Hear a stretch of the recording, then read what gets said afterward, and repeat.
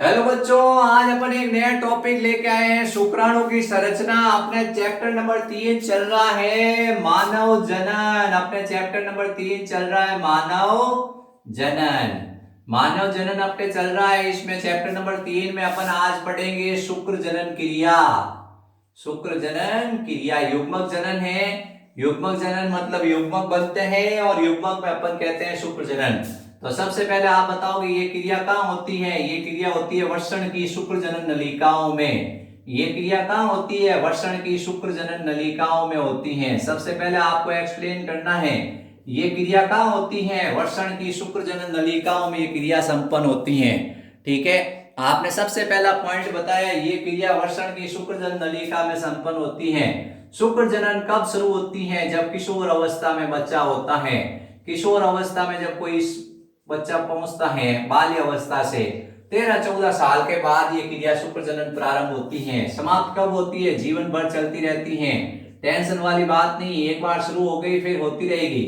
अपन कहते हैं शुक्र जनन क्रिया कहाँ होती है, वृषण की शुक्र जनन नलिका के अंदर या रेता नलिका के अंदर। किसके अंदर, रेता नलिका के अंदर। शुक्र जनन क्रिया का परिणाम क्या है, शुक्र जनन क्रिया का परिणाम है शुक्राणु। क्या है, शुक्राणु। शुक्राणु को अपन क्या कहते हैं, नर युग्मक। क्या कहते हैं, नर युग्मक। ये बनते हैं जो कि अगुणित होते हैं। ठीक है, ये चीज ध्यान रखनी है। अब अपन इसकी परिभाषा बताते हैं। आदि जनन उपकला के, आदि जनन उपकला के, आदि जनन उपकला के बारंबार समसूत्री और अर्धसूत्री विभाजन से, आदि जनन उपकला के बारंबार समसूत्री और अर्धसूत्री विभाजन से, आदि जनन उपकला के बारंबार समसूत्री और अर्धसूत्री विभाजन से, अर्धसूत्री विभाजन से शुक्राणु बनने की क्रिया को, अर्धसूत्री विभाजन से शुक्राणु बनने की क्रिया को शुक्र जनन कहते हैं। शुक्राणु बनने की क्रिया को शुक्र जनन कहते हैं। ठीक है, ये ध्यान रखना है। शुक्र जनन की परिभाषा ये है। अपन सबसे पहले शुक्र जनन है उसकी परिभाषा देख रहे हैं। आदि जनन उपकला कहाँ होती है, शुक्र जनन नलिका में होती है। आदि जनन उपकला के बारंबार समसूत्री और अर्धसूत्री विभाजन से शुक्राणु बनने की क्रिया को शुक्र जनन कहते हैं। इसकी 3 अवस्था है। सबसे पहली अवस्था गुणन, दूसरी अवस्था है वर्दी और तीसरी अवस्था जिसका नाम है परिपक्वन अवस्था। ठीक है, 3 अवस्था है। शुक्र जनन की कितनी अवस्था है, 3 है। गुणन अवस्था, वर्दी अवस्था और परिपक्वन अवस्था। 3 अवस्था है, गुणन अवस्था, वर्दी अवस्था और परिपक्वन अवस्था। तीनों अवस्थाओं को अपन पढ़ेंगे, ध्यान से सुनना बच्चों। अब अपन शुक्र जनन पढ़ रहे हैं। बच्चों आप लोग मेहनत करो और अपना टारगेट होना चाहिए कि 2022 का जो बोर्ड एग्जाम हो उसमें 100 में से 100 नंबर आए आप लोगों के, एक नंबर भी नहीं कटे आप लोगों के। मैं आपको लाइन से लाइन बता रहा हूं, आप लोग क्वेश्चन लिखते रहो। आपको क्या करना है, टारगेट अचीव करना है। क्या टारगेट है आपका, आपका टारगेट है 100 में से 100 नंबर। आपका टारगेट है 100 ऑफ 100 ऐसे आने चाहिए आपको। जो 2022 मार्च के अंदर, 2022 जो मार्च होगा उसके अंदर जब एग्जाम होंगे, आपका टारगेट होगा you gain the 100 of 100 full marks. उसके बाद आपका अगला टारगेट होगा जो नीट का एग्जाम होगा उसको क्रैक करना और आप एमबीबीएस यानी डॉक्टर बनोगे, ये मुझे बहुत खुशी होगी। ठीक है, तो आपका टारगेट है, उस टारगेट में पूरी सहायता करूंगा। आप वीडियो देखें, लाइक करें, सब्सक्राइब करें और शेयर करें और आप खुद तैयारी पूरी करें। लाइन से लाइन पढ़ते जाए। आपका टारगेट भूलना नहीं है आपको। आपको रात को नींद नहीं आनी चाहिए, आपको 24 घंटे पढ़ाई दिखनी चाहिए। आपका सपना एक ही होना चाहिए, हम होंगे कामयाब एक दिन। ठीक है, अब अपन पढ़ रहे हैं शुक्र जनन क्रिया। शुक्र जनन क्रिया बता रहे हैं, आपके मन में जोश होना चाहिए, जोश, इरादों में हौसले होने चाहिए, एक मन में एक तमन्ना होनी चाहिए कि हम होंगे कामयाब। ठीक है, शुक्र जनन क्रिया है, वो शुक्र जनन क्रिया में आप एक्सप्लेन करोगे ये क्रिया है। इस क्रिया की 3 अवस्था है, गुणन अवस्था, वर्दी अवस्था और परिपक्वन अवस्था। कितनी अवस्था है, 3 अवस्था है, गुणन अवस्था, वर्दी अवस्था, परिपक्वन अवस्था। सबसे पहले आप बताओगे आदि जनन उपकला है। ये आदि जनन उपकला है। ये क्या है, आदि जनन उपकला। इसमें 2 तरह की कोशिका होती हैं। एक कोशिका को अपन कहते हैं शुक्राणुजन्य कोशिका, शुक्राणुजन्य कोशिका या नर जर्म कोशिका, नर जर्म कोशिका, या इसको कहते हैं स्पर्मेटोगोनिया, स्पर्मेटोगोनिया, स्पर्मेटोगोनियम एक वचन है, स्पर्मेटोगोनिया बहुत सारी है, स्पर्मेटोगोनिया। और गोनियम लिखा हो तो एक वचन है, एक कोशिका नहीं ले रहे अपन, बहुत सारी कोशिका ले रहे हैं। ये क्या है? ये शुक्रजन नलिका है। शुक्रजन नलिका के अंदर कौन सी कोशिका है? शुक्राणुजन्य कोशिका है। शुक्राणुजन्य कोशिका का और नाम क्या है? नरजन्म कोशिका। और नाम क्या है? स्पर्मेटोगोनिया। और इसके बीच बीच में ऐसी कोशिका होती है जो स्तंभाकार होती है, कट्टी फटी होती है, लंबी होती है, जिसको अपन कहते हैं सर्टोली कोशिका। ये सर्टोली कोशिका क्या करती है? शुक्राणु को पोषण देती है। सर्टोली कोशिका। आलंबन कोशिका, ये शुक्राणु को क्या देती है? पोषण। इतना याद रखना, ये सर्टोली कोशिका शुक्राणु को पोषण देती है, सुरक्षा देती है, आलंबन देती है। ध्यान रखना, ये शुक्राणु को सुरक्षा देगी, ये शुक्राणु को पोषण देगी, ये सुरक्षा देगी, पोषण देगी और आलंबन देगी। ठीक है, सपोर्ट, प्रोटेक्शन और न्यूट्रिशन देगी ये सर्टोली कोशिका। सर्टोली कोशिका स्तंभाकार होती है, संख्या में कम होती है।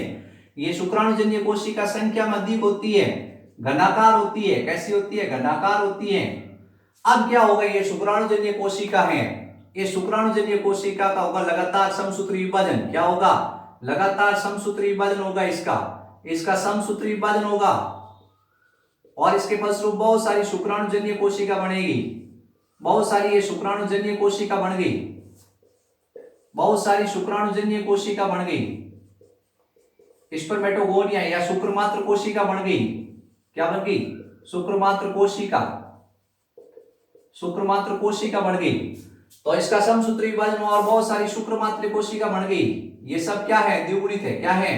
द्विगुणित है। स्पर्म मदर सेल बन गई। सब क्या बन गई? Sperm mother cell.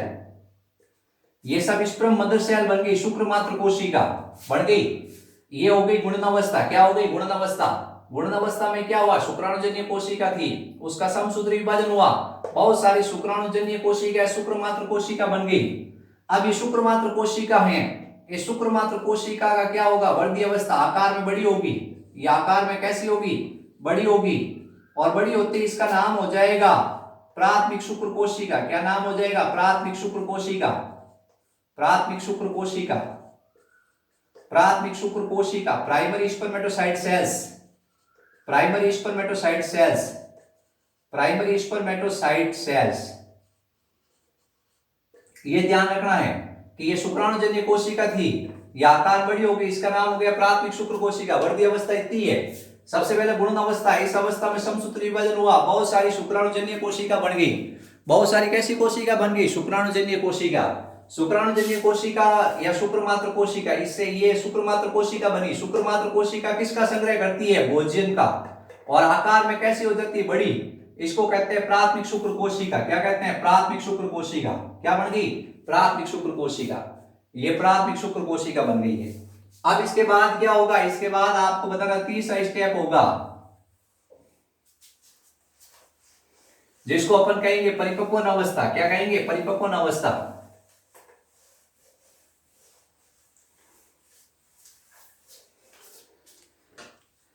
सबसे पहले ये क्या है? आदिजन्म उपकला है। आदिजन्म उपकला में दो तरह की कोशिका है। ये कोशिका का नाम क्या है? नरजन्म कोशिका। या क्या नाम है? शुक्राणुजन्य कोशिका। या क्या नाम है? स्पर्मेटोगोनिया। इसका कौन सा विभाजन हुआ? समसूत्री। क्या बनी? बहुत सारी शुक्रमात्र कोशिका। क्या बनी? बहुत सारी शुक्रमात्र कोशिका, बहुत सारी शुक्रमात्र कोशिका बनी। ये कैसी होती है? द्विगुणित होती है। बहुत सारी शुक्रमात्र कोशिका, ये शुक्रमात्र कोशिका बनी। इसका कैसा विभाजन हुआ? समसूत्री। अब इसके बाद क्या हुआ? शुक्रमात्र कोशिका आकार बड़ी हुई, इसका नाम क्या हो गया? प्राथमिक शुक्र कोशिका। प्राथमिक शुक्र कोशिका, प्राथमिक शुक्र कोशिका। अब होता है, ये कौन सी अवस्था थी? गुणन। ये कौन सी अवस्था थी? वृद्धि। अब कौन सी अवस्था है? परिपक्वन। अब क्या होगा? अब इसका आपको बताना विभाजन होगा। अर्धसूत्री प्रथम, अर्धसूत्री प्रथम होगा। इसको कहते हैं न्यूनकारी विभाजन। न्यूनकारी विभाजन। इसमें गुणसूत्रों की संख्या आधी हो जाती है। ये सबसे इंपॉर्टेंट सवाल है। अर्धसूत्री प्रथम विभाजन में गुणसूत्रों की संख्या क्या हो गई है? आधी। क्या हो गई है? आधी। या ध्यान देना है आपको। नींद से जागो, नींद से जागो। यहां क्वेश्चन पूछा जाता है प्राथमिक शुक्र कोशिका का अर्धसूत्री विभाजन होता है, वो कैसा होता है? न्यूनकारी। उसके फलस्वरूप द्वितीयक शुक्र कोशिका बनती है, उसमें गुणसूत्रों की संख्या कैसी होती है? द्वितीयक शुक्र कोशिका में गुणसूत्रों की संख्या कैसी होती है? आधी। क्योंकि इसमें न्यूनकारी विभाजन है, इसमें गुणसूत्रों की संख्या पुत्री कोशिकाओं में आधी हो जाती है। फिर इसका अर्धसूत्री सेकंड होता है। फिर इसका क्या होगा? अर्धसूत्री सेकंड होगा। क्या बनेंगे? और बनेंगे शुक्राणुपूर्वी। क्या बनेंगे? शुक्राणुपूर्वी। शुक्राणुपूर्वी भी कैसे होंगे? शुक्राणुपूर्वी भी आपको बताना। यहां हुआ अर्धसूत्री सेकंड। क्या होगा? अर्धसूत्री सेकंड, अर्धसूत्री द्वितीय। और बनेंगे यहां पे भी अर्धसूत्री सेकंड और बनेंगे शुक्राणुपूर्वी। क्या बनेंगे? शुक्राणुपूर्वी। शुक्राणुपूर्वी। शुक्राणुपरशु भी कहते हैं इन्हें। क्या कहते हैं? शुक्राणुपरशु भी कहते हैं। ठीक है, ये स्पर्मेटिड्स के नाम से जानी जाती हैं, स्पर्मेटिड्स। अब ये जो शुक्राणुपूर्वी बनी है, ये कैसी आगुणित? द्वितीयक शुक्र कोशिका कैसी आगुणित? ये अर्धसूत्री सेकंड विभाजन कैसा है? समसूत्री। कैसा है? यानी इसमें गुणसूत्रों की संख्या समान रही है पुत्री कोशिकाओं में। अब इसका क्या होगा? रूपांतरण। क्या होगा? रूपांतरण होगा। क्या बनेंगे? ये बन गई काम की चीज, शुक्राणु, जो हमें चाहिए थे। इसके बिना दुनिया में कुछ नहीं है, सब कुछ यही है। अपने यही याद रखना है, शुक्राणु बन गए, अपना टारगेट हो गया पूरा। शुक्राणु बन गए भाई, बन गए ना शुक्राणु। तो इस तरह से शुक्राणु बन गए। सबसे पहले अपन ने कहा नर जन्म कोशिका है। नर जन्म कोशिका से क्या बनी? शुक्र मात्र कोशिका। नाम याद रहेंगे? रहेंगे, बिल्कुल रहेंगे, हम याद कर लेंगे। हमारा काम है याद करना। नर जन्म कोशिका से बनने वाली कोशिकाओं को कहते हैं शुक्र मात्र कोशिका, शुक्राणुजन्य कोशिका। वर्धी अवस्था हुई, आकार बढ़ी हुई, इसका नाम हो गया प्राथमिक शुक्र कोशिका। प्राथमिक शुक्र कोशिका का अर्धसूत्री विभाजन हुआ और बनी द्वितीयक शुक्र कोशिका। अब प्राथमिक शुक्र कोशिका कैसी है? 2n। द्वितीयक शुक्र कोशिका क्या है? n। क्यों? यहां पे याद होना है, अर्धसूत्री प्रथम विभाजन होता है। या कौन सा विभाजन हुआ? अर्धसूत्री प्रथम विभाजन हुआ और बने पुत्री कोशिका, उसमें गुणसूत्रों की संख्या आदि हुई है। द्वितीयक शुक्र कोशिका का फिर अर्धसूत्री द्वितीय हुआ है। This is meiosis second. और क्या बने हैं? शुक्राणुपूर्वी। और शुक्राणुपूर्वी से क्या बने हैं? शुक्राणुपूर्वी का कायांतरण हुआ है। शुक्राणुपूर्वी का क्या हुआ है? कायांतरण हुआ है। और क्या बने हैं? शुक्राणु। ये अपने ध्यान रखना है। शुक्राणुपूर्वी एक अचल और गोलाकार कोशिका है। शुक्राणुपूर्वी एक अचल और गोलाकार कोशिका है और इससे शुक्राणु बनते हैं, वो चल होते हैं, गतिशील होते हैं। ठीक है, ये ध्यान रखना। ये गोल आकार के होते हैं, ये चम्मच आकार के होते हैं, ये ध्यान रखना आपने। अब मैं सवाल पूछता हूं, यदि कोशिकाएं 25 प्राथमिक शुक्र कोशिका होगी, कितने शुक्राणु बनेंगे? एक से कितने बन रहे हैं? 4। मैं क्वेश्चन है 25 प्राथमिक शुक्र कोशिका से कितने शुक्राणु बनेंगे? एक कोशिका से कितने बन रहे हैं? 4। 25 है तो 100 बनेंगे। कितने बनेंगे? 100। यदि यहां पे सवाल ऐसा नहीं होता और 50 प्राथमिक शुक्र कोशिका होते, कितने शुक्राणु बनते? बताओ बताओ। आपने नेचुरल सी बात है, एक से कितने बन रहे हैं? 4। तो 50 को 4 से गुणा करते और उत्तर लिखते 200 शुक्राणु। कितने शुक्राणु? ऐसा नहीं होता और सवाल ऐसे आता, यहां अगर 100 प्राथमिक शुक्र कोशिका है, कितने शुक्राणु बनेंगे? तो 4 से गुणा करते 400। क्या होता? 400। ऐसा ही सवाल नहीं आके यहां पे आता, अगर 100 द्वितीयक शुक्र कोशिका कितने शुक्राणु बनते? एक से बन रहे 2, 2 से गुणा करते। और शुक्राणुपूर्वी 100 है तो उससे कितने बनते हैं? एक से एक बन रहा है तो 100 से 100 ही बनते हैं। यहां से आपको क्वेश्चन पुटअप करता है टीचर और आप क्या खाते हो? चकमा। एक सिंपल गणित है, बायोलॉजी के बच्चे इस गणित से डर जाते हैं। उन्हें क्वेश्चन पूछा कितने शुक्राणु बनेंगे, कितने शुक्राणुपूर्वी बनेंगे, तो वो क्या करते हैं? 4 से गुणा नहीं कर पाते हैं और वो ऐसे ही सोचते हैं क्या लिखे क्या लिखे। लेकिन अपने ध्यान रखना है, यहाँ पे गुणा करना है प्राथमिक शुक्र कोशिका से कितने शुक्राणु, तो अपने 4 से गुणा करना है और उत्तर अपने सामने छपेगा। कई बार एग्जाम के अंदर ये सवाल आ चुका है, बोर्ड के टीचरों का फेवरेट सवाल। टीचर के मन में ये सवाल आता है, टीचर को खुशी होती है कि आज बच्चे के गणित का भी टेस्ट ले लेते हैं, बच्चा कहीं गणित भूलना तो नहीं है। बायोलॉजी पढ़ते पढ़ते वो सवाल पूछ लेता बच्चे से, बताओ 25 प्राथमिक शुक्र कोशिका से कितने शुक्राणु बनेंगे। सवाल ऐसे छपता है, 25 प्राथमिक शुक्र कोशिका से 25 प्राथमिक शुक्र कोशिका से कितने शुक्राणु बनते हैं। उत्तर होता है उसका 100। कितना होता है? लेकिन बच्चे, वही बच्चे भूल जाते हैं। बच्चों की गलती नहीं है, बच्चे थोड़े डाइवर्ट हो जाते हैं। बच्चे थोड़े यूं सोचते हैं यार क्या उत्तर होगा, वो थोड़े दिमाग पे ज्यादा जोर दे देते हैं। अब मैं आपको एक दो सवाल लिखा देता हूं, अगर आप लोगों को अगर समझ में आया तो आप आंसर बिल्कुल दे दोगे कि किस तरह से क्या होगा। ठीक है, तो आपने बिल्कुल सिंपल सिंपल सवाल, आपको दो सवाल लिखाएंगे, आप कमेंट बॉक्स में जरूर लिखना।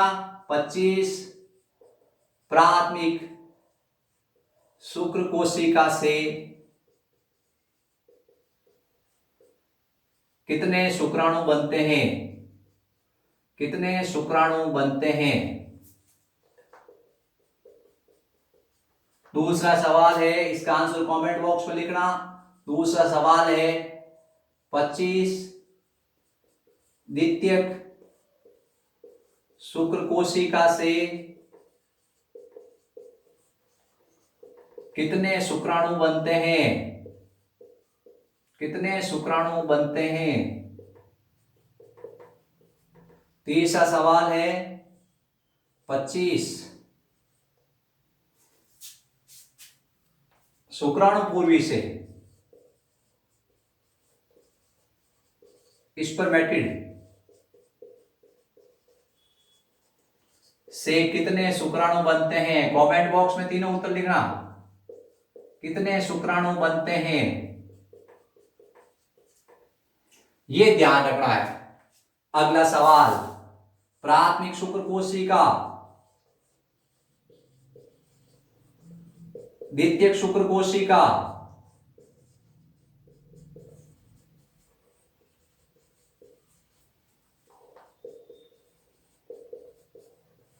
शुक्राणु पूर्वी और शुक्राणुजन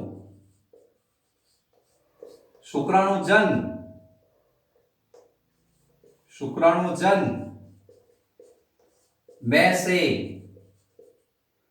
अगुणित कोशिकाएं कौन सी हैं। अगुणित कोशिकाएं कौन सी हैं। चारों क्वेश्चन के आपको आंसर देने हैं मेरे को। बिल्कुल सिंपल सिंपल सवाल है। 25 प्राथमिक शुक्र कोशिका से कितने शुक्राणु बनते हैं, 25 द्वितीयक शुक्र कोशिका से कितने शुक्राणु बनते हैं, शुक्राणु पूर्वी से कितने शुक्राणु बनते हैं। 25 क्या है, 25 है क्वेश्चन नंबर। साफ साफ लिख देता हूं, फिर आप कहोगे सर आपने लिखा वो हमें समझ में नहीं आया। क्वेश्चन नंबर 2, क्वेश्चन नंबर 1 और क्वेश्चन नंबर 4, इसमें मैंने पूछा है कौन द्विगुणित है कौन अगुणित है। आपको ढूंढना है, क्या करना है, आपको ढूंढना है। अब दो क्वेश्चन और है। पहला है शुक्राणु जनन किसे कहते हैं, शुक्राणु जनन। दूसरा है वीर्य सेचन, वीर्य सेचन किसे कहते हैं। दो क्वेश्चन आपकी बुक में साफ साफ लिखे हुए हैं। शुक्राणु जनन किसे कहते हैं, स्पर्मियोजेनेसिस, स्पर्म मियोजेनेसिस। और दूसरा क्वेश्चन है स्पर्मिएशन, स्पर्मिएशन। दोनों क्वेश्चन आपको ध्यान से सुनने, ध्यान से परिभाषा सुननी है। शुक्राणु पूर्वी से, शुक्राणु पूर्वी से, शुक्राणु पूर्वी से शुक्राणु बनने की क्रिया को, शुक्राणु पूर्वी से शुक्राणु बनने की क्रिया को शुक्राणु जनन कहते हैं। वो पढ़ा था अपन ने, पढ़ा था शुक्र जनन। ये है शुक्राणु जनन। क्या है, ध्यान रखना, परिभाषा पूछी जाएगी शुक्राणु जनन, वो शुक्र जनन वाली मत देखना। शुक्राणु पूर्वी से शुक्राणु बनते हैं, इसको कहते हैं शुक्राणु जनन। ये क्या है, ये सर्टोली कोशिका है। इसका अंतिम सिरा कैसा होता है, कटाफटा। कैसा होता है, कटाफटा। इसके अंदर ये शुक्राणु पूर्वी धस जाते हैं ऐसे आकर, ये शुक्राणु पूर्वी धस जाते हैं ऐसे आकर। शुक्राणु पूर्वी किस में धस गए, सर्टोली कोशिका में। कौन सी कोशिका में? सर्टोली कोशिका इसका अतिरिक्त कोशिका द्रव हटाएगी और इसको किसमें बदल देगी? शुक्राणु में। किसमें बदल देगी? शुक्राणु में। तो सर्टोली कोशिका शुक्राणु को क्या देगी? सुरक्षा, पोषण और आलंबन। और क्या करेगी? शुक्राणु पूर्वी इसमें धसे होते हैं। शुक्राणु पूर्वी इसमें क्या होते हैं? धसे होते हैं। उससे अतिरिक्त कोशिका द्रव को हटाती है। उससे अतिरिक्त कोशिका द्रव को हटाने का काम है।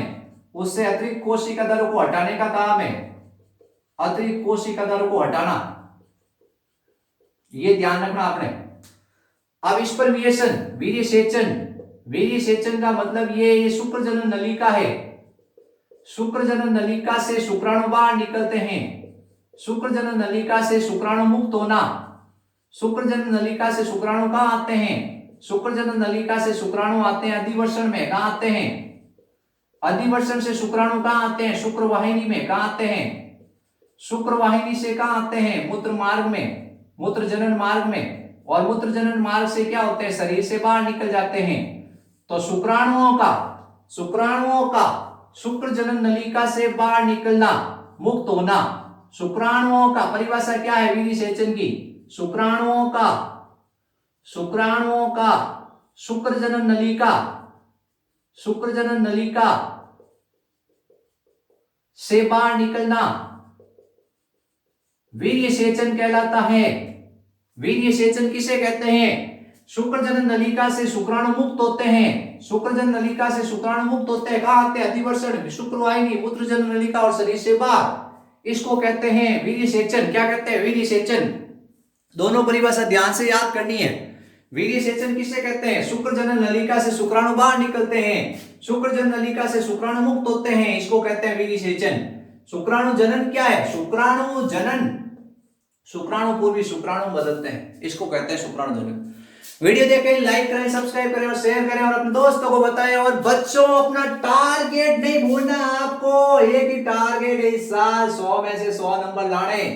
कुछ भी हो जाए, आपको पढ़ाई करनी है, अपना माइंड कंसंट्रेट करना और कहना है हम सब कुछ कर सकते हैं और हम बायो में 100 में 100 नंबर लाएंगे और सर आपका नाम रोशन करेंगे। थैंक यू बच्चों।